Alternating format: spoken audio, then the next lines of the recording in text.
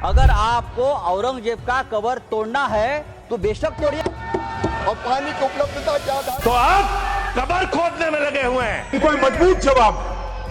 मस्जिद के अंदर मंदिर खोदने में लगे हुए हैं। राज्यसभा में किसने कहा कि अगर औरंगजेब की कब्र तोड़नी है, उसे फोड़ना है तो जाकर के फोड़ दीजिए। महाराष्ट्र में तो आप ही की सरकार है, लेकिन हमारे बच्चों को नहीं भेजिएगा, अपने बच्चों को भेजिएगा जो कि विदेश में पढ़ रहे हैं।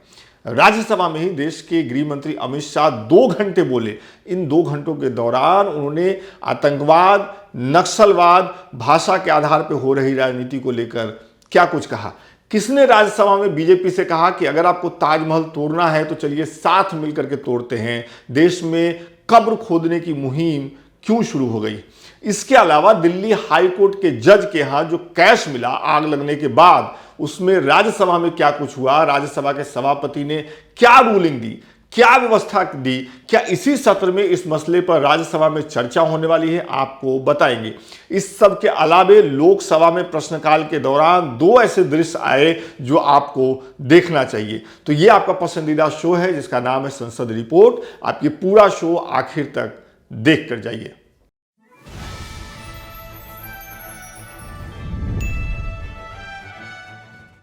इक्कीस मार्च 2025 संसद के बजट सत्र के दूसरे चरण के दूसरे हफ्ते की कार्यवाही का आखिरी दिन।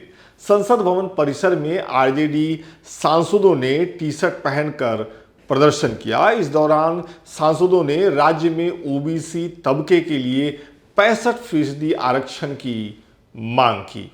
संसद भवन परिसर में प्रोटेस्ट की तस्वीर नई नहीं है, आती रहती है, ऐसे प्रोटेस्ट होते रहते हैं। संसद लोकतंत्र का मंदिर जो ठहरा, लेकिन आज संसद भवन परिसर से सत्ता पक्ष और विपक्ष के बीच गलवैया करने का एक ऐसा वीडियो आया जिसे देखकर थोड़ा सुकून पहुंचा।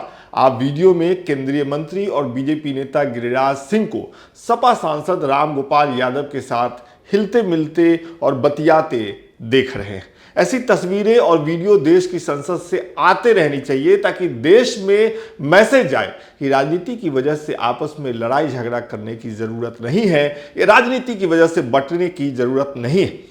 चलिए अब आपको संसद के भीतर लेकर चलते हैं और बारी बारी से दोनों सदनों का हाल दिखाते हैं, बताते हैं। लोकसभा में प्रश्नकाल के दौरान एक दिलचस्प दृश्य देखने को मिला। हुआ ये कि कांग्रेस सांसद ने एक सवाल पूछा। स्वास्थ्य और परिवार कल्याण राज्य मंत्री अनुप्रिया पटेल ने जवाब देते हुए कहा कि जवाब डिटेल से देखने के लिए वेबसाइट का रुख किया जा सकता है। देखिए फिर क्या हुआ। माननीय मंत्री जी, मैं आपसे यह प्रश्न पूछना चाह रही हूँ कि जिन दवाइयों की सेल्फ जांच में फेल हुई, उन दवाइयों कंपनियों के नाम आप मुझे इस महान सदन में बताएं और उनके साथ की एफआईआर हुई है या नहीं हुई है।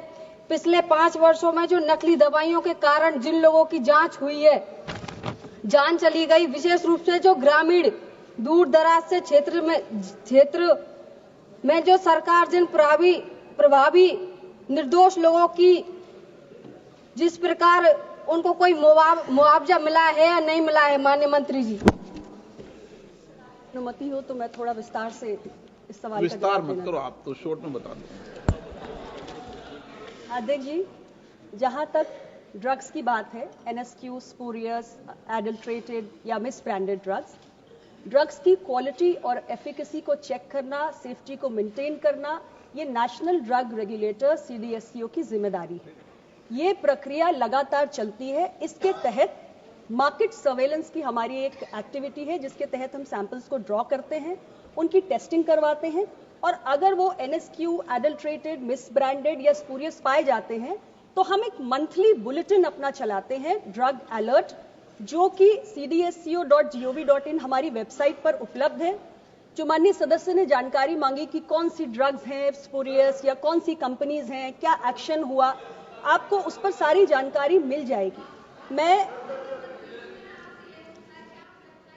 वेबसाइट में आप हम हर महीने ये जानकारी अपने वेबसाइट पर ड्रग अलर्ट की हेडिंग में डालते हैं। किसके खिलाफ एक्शन हुआ, किस कंपनी के खिलाफ हुआ, कौन सी ड्रग अप्रोप्रिएट नहीं पाई गई, ये हम निरंतर जानकारी अपलोड करते हैं।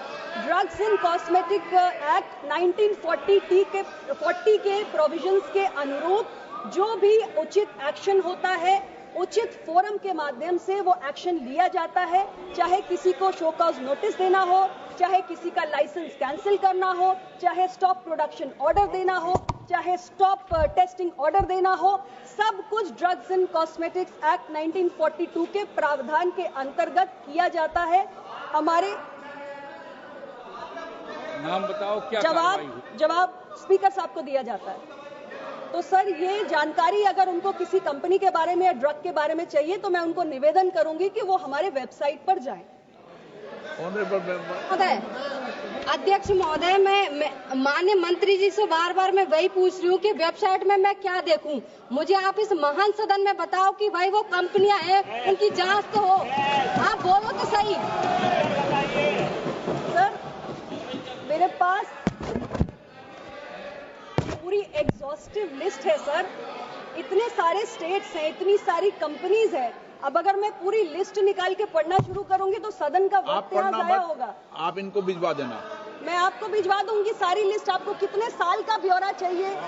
हर महीने का ब्यौरा भिजवाऊंगी, हर राज्य का ब्यौरा भिजवाती हूँ। जिन कंपनीज के खिलाफ एक्शन हुआ है, हर कंपनी का, हर ड्रग का डिटेल मैं माननीय सदस्य को भिजवा दूंगी। देखा आपने, संसद के चलने का यही तो मजा है। प्रश्नकाल के आखिर हिस्से में सांसद हेमा मालिनी को सवाल पूछने का मौका मिला। उनका नाम पुकारने के साथ ही स्पीकर ने बताया कि समय कम है, इसलिए वो जल्दी जल्दी बिना पढ़े अपना सवाल पूछ ले। फिर जो हुआ वो आप खुद देखिए। अध्यक्ष महोदय, मैं माननीय मंत्री जी का धन्यवाद करना चाहती हूँ जिन्होंने मेरे प्रश्न का जवाब। पहले प्रश्न संख्या बोल दें आप। प्रश्न 307 माननीय मंत्री जी। यस, विवरण सदन के पटल पर रख दिया माननीय गया है। सदस्य प्लीज। मेरे प्रश्न का जवाब बहुत ही स्पष्टता और विस्तार से उत्तर दिया है, इसके लिए बहुत बहुत धन्यवाद। प्रधानमंत्री नरेंद्र मोदी जी के निर्णायक नेतृत्व में स्वस्थ भारत के निर्माण की दिशा में तेजी से आगे बढ़ रही है। मेरा पहला सप्लीमेंट्री क्वेश्चन है आयुष्मान भारत योजना से संबंधित। एक ही सप्लीमेंट्री मिलेगा, 12 बज गई। आप शोर पूछ लें। बोलो। 12 बज गई, आप समाप्त करें बस। जल्दी जल्दी बोल दिया महोदय। आप पढ़ के मत बोलो, बिना पढ़ के पूछ लो आप। लेकिन शिकायतें आती है कि दिस इज अबाउट 50 करोड़ लाभार्थी के साथ आयुष्मान भारत योजना दुनिया की सबसे बड़ी स्वास्थ्य योजना है, लेकिन इसका सफलता बहुत ही सफल है, लेकिन फिर भी बहुत सारी शिकायतें हैं इसमें। लेकिन शिकायतें यही है कि लाभार्थी के पास आयुष्मान कार्ड होते हुए भी बेड नहीं होने या फिर जरूरी डॉक्यूमेंट नहीं होने के कारण बताकर अस्पताल द्वारा इलाज में मना कर दिया जाता है। इसके कारण आयुष्मान कार्ड होते हुए भी जरूरतमंद लोग पैसे देकर उसी अस्पताल में इलाज कराने को मजबूर हो जाते हैं।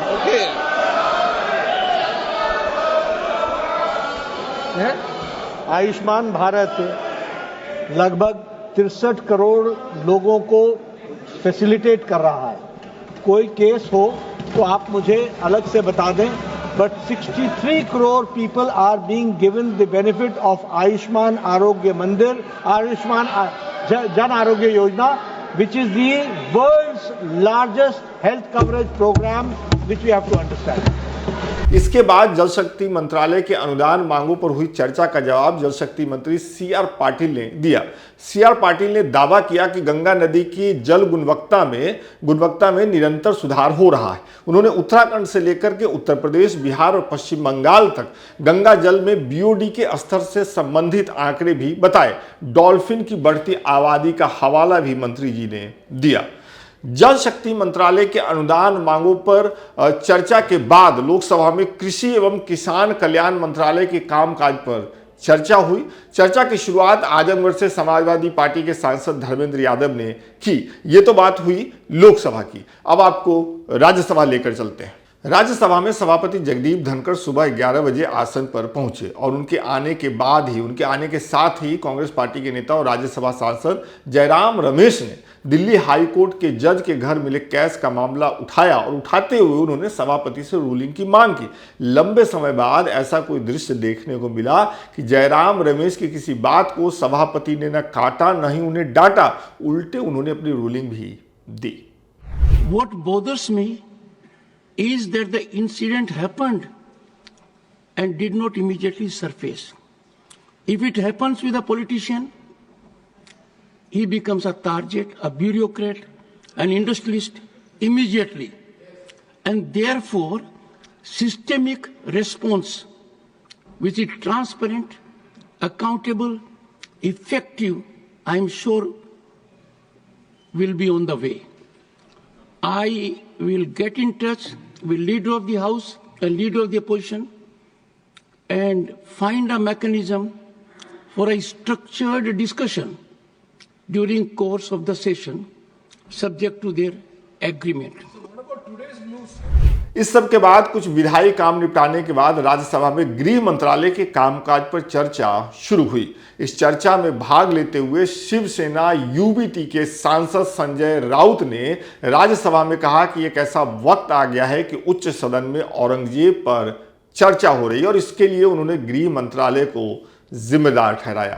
अगर आपको औरंगजेब का कबर तोड़ना है तो बेशक तोड़िए, आपको किसने रोका? आपकी सरकार है, केंद्र में और महाराष्ट्र में आपकी सरकार है, गृह मंत्री आपके हैं, महाराष्ट्र में मुख्यमंत्री आपके हैं। आप जाइए, हाथ में फावड़ा बिवड़ा लेकर उधर जाइए और तोड़ दीजिए। लेकिन आपके बच्चों को भेजो, हमारे बच्चों को मत भेजना। आपके बच्चे विदेश में पढ़ रहे, आपके बच्चे विदेश में काम कर रहे, और जो गरीब बेरोजगार बच्चे हैं उनका आप दिमाग संजय राउत जी भाषण समाप्त किया है। इस चर्चा के दौरान आम आदमी पार्टी के सांसद संजय सिंह ने बढ़ते अपराध के लिए केंद्र सरकार को जिम्मेदार ठहराया और कहा कि देश में एक अलग मुहिम चल रही है। ताजमहल, लाल किला, अंग्रेजों के बनाए हुए दिल्ली स्टेशन सबको तोड़ने की बात हो रही है, तो चलिए साथ मिलकर के तोड़ते हैं। उन्होंने कहा कि पूरे देश में खोदने की एक मुहिम चली हुई। ये आंकड़े ये चिल्ला चिल्ला के कह रहे हैं कि देश आपके हाथों में सुरक्षित नहीं है। आपकी जहां डबल इंजन की सरकार है और जहां आपकी सरकार है, दोनों की दोनों सरकारें फेल हो चुकी हैं और आपका डबल इंजन कबाड़ा इंजन हो चुका है, वो काम करना बंद हो चुका है, फेल हो चुका है आपका इंजन। और अब सवाल आता है माननीय, अपराध कैसे रुकेंगे? अपराध करने वाले लोग कौन है? अपराध फैलाने वाले लोग कौन है? कम्युनल वायलेंस के मामले में 2019 से 2024 की तुलना अगर आप करेंगे, 94% की वृद्धि हुई है माननीय, 94%। देश में सांप्रदायिक दंगों में वृद्धि हुई है, ये आंकड़े हैं। और कम्युनल वायलेंस क्यों हो रहे हैं? आप देश भर में भड़काऊ भाषण देते हैं, आपके लोग नफरती बातें करते हैं, आपके लोग जब पूरी दुनिया अंतरिक्ष में पहुंच रही है, पूरी दुनिया अपने तकनीक का विस्तार कर रही है, तो आप कब्र खोदने में लगे हुए हैं, मस्जिद के अंदर मंदिर खोदने में लगे हुए हैं। पूरी दुनिया जब आगे बढ़ रही है विकास की ओर, तो आप देश में नफरत फैलाने में लगे हुए हैं। अगर आप इतिहास पढ़ाना चाहते हैं, मुगलों का इतिहास पढ़ाना चाहते हैं, पढ़ाइए मुगलों का इतिहास। लेकिन गृह मंत्री जी यहां पे बैठे हैं, मैं पूछना चाहता हूं, ASI प्रोटेक्टेड जो संस्थान है, जो संपत्तियां हैं, वो आपकी हैं, आपकी सुरक्षा में है। वो चाहे ताजमहल हो, वो चाहे लाल किला हो, वो चाहे देश की तमाम मुगलों ने, अंग्रेजों ने जिन लोगों ने संपत्तियां बनाई, वो सारी की सारी संपत्तियां आपके द्वारा संरक्षित। और आप ही के लोग कहते हैं इसको हम तोड़ डालेंगे, इसको हम खोद डालेंगे, इसको हम उजाड़ डालेंगे। तो चलो ताजमहल तोड़ते हैं, चलो लाल किला तोड़ते हैं, चलो ये अंग्रेजों ने जो दिल्ली का रेलवे स्टेशन बनाया इसको तोड़ते हैं, चलो पूरे देश में खोदते हैं, सारी सड़कें तोड़ते हैं, सारे पुल तोड़ते हैं, पूरे देश में तोड़फोड़ करते हैं। आप देश भर में अगर इतिहास पढ़ाना चाहते हैं तो पढ़ाइए इतिहास, पढ़ाइए महाड़ का इतिहास, पढ़ाइए दलितों को तालाब में पानी पीने की इजाजत नहीं थी। किस मुसलमान ने कहा था हाड़ी में बांध के दलितों को सामने हाड़ी बांध के चलना पड़ेगा? किस मुसलमान ने कहा था हमारे बगल में बैठ के दलित खाना नहीं खा सकता? किस मुसलमान ने कहा था दलितों को मंदिर के अंदर प्रवेश वर्जित है? किस मुसलमान ने कहा था, किस मुसलमान ने कहा था कि जानवर तालाब में पानी पी सकता है लेकिन दलित समाज का व्यक्ति पानी नहीं पी सकता? अब आप अगर इतिहास पढ़ाना चाहते हैं, पढ़ाइए देश भर में इतिहास। और आज अंतिम में खत्म कर रहा हूं सर, और एक बात आप लोग बार बार बांग्लादेश का राग आलापते हैं। अरे भैया, 11 साल से इस देश में सरकार है नरेंद्र मोदी जी की, गृह मंत्री अमित शाह जी, और बॉर्डर लगता है वेस्ट बंगाल से, त्रिपुरा से, आसाम से। कोई बांग्लादेशी घुसपैठिया बंगाल पार करके, त्रिपुरा पार करके, आसाम पार करके, झारखंड पार करके, बिहार पार करके दिल्ली कैसे आ जाता है? उसकी जिम्मेदारी किसकी है? आप उसकी जिम्मेदारी। दोपहर बाद करीब 3 बजे देश के गृह मंत्री अमित शाह इस चर्चा का जवाब देने के लिए खड़े हुए और वो करीब 2 घंटे बोले। इस दौरान उन्होंने धारा 370 हटने के बाद जम्मू कश्मीर के हालात, देश में नक्सलवाद की स्थिति और नॉर्थ ईस्ट की स्थिति को पर विस्तार से अपनी बात रखी। अमित शाह ने भाषा के आधार पर देश में हो रही राजनीति को भी निशाने पर लिया। मैं सबसे पहले एक बात इस सदन में जिम्मेदारी के साथ बताना चाहता हूं, 21 मार्च 2026 को इस देश से नक्सलवाद समाप्त। और मैं जो बोल रहा हूं इसके पीछे नरेंद्र मोदी सरकार के 10 साल का परिश्रम। गृह मंत्री अमित शाह के लंबे संबोधन के साथ ही राज्यसभा की कार्यवाही स्थगित हो गई। अब राज्यसभा की कार्यवाही 24 मार्च 2025 यानी सोमवार की सुबह 11 बजे फिर से शुरू होगी। लेकिन लोकसभा अभी स्थगित नहीं हुई, तो चलिए एक बार देख लेते हैं कि लोकसभा में क्या कुछ हो रहा है। इस दौरान जब राज्यसभा स्थगित हो गई 5 बजे के बाद, लोकसभा में कृषि एवं कल्याण मंत्रालय के अनुदान मांगों पर हुई चर्चा का जवाब देते हुए कृषि एवं किसान कल्याण मंत्री शिवराज सिंह चौहान ने कहा कि हमने अभी कुछ दिनों पहले ये फैसला किया है कि किसान अगर अपने उत्पाद को नेफेड या अन्य राज्य की एजेंसियों के माध्यम से अगर मेट्रो सिटी तक ले जाएगा तो परिवहन की लागत हम उठाएंगे, मतलब मंत्रालय उठाएगा, ये कृषि मंत्री ने बताया। कृषि मंत्री शिवराज सिंह चौहान के संबोधन के बाद स्पीकर ने आइटम नंबर 24 की समाप्ति तक कार्यवाही का समय बढ़ाने के लिए सदन की सहमति ली। स्पीकर ने गृह मंत्रालय से लेकर शिक्षा, श्रम एवं रोजगार मंत्रालय तक सभी विभागों की अनुदान मांगों से संबंधित प्रस्ताव सदन में मतदान एवं पारित करने के लिए रखा। मंत्रालयों की बकाया अनुदान मांगे गिलोटिन के जरिए पारित कर दी गई। इस दौरान विरोध में विपक्षी सदस्य सदन से वॉकआउट कर गए। इसके बाद लोकसभा की कार्यवाही भी स्थगित हो गई। लोकसभा की कार्यवाही भी अब 24 मार्च 2025 यानी सोमवार की सुबह 11 बजे फिर से शुरू होगी। तब आपसे हमारी फिर मुलाकात होगी, क्योंकि ये है आपका पसंदीदा शो संसद रिपोर्ट। ये शो आपको कैसा लगा? आज की रिपोर्ट आपको कैसी लगी? आज संसद में जो कुछ हुआ उसके बारे में आपकी क्या राय है? कमेंट करके बताइएगा। इसके बाद ही जाइएगा, मुझे पता है आपने आखिर तक ये शो देखा है।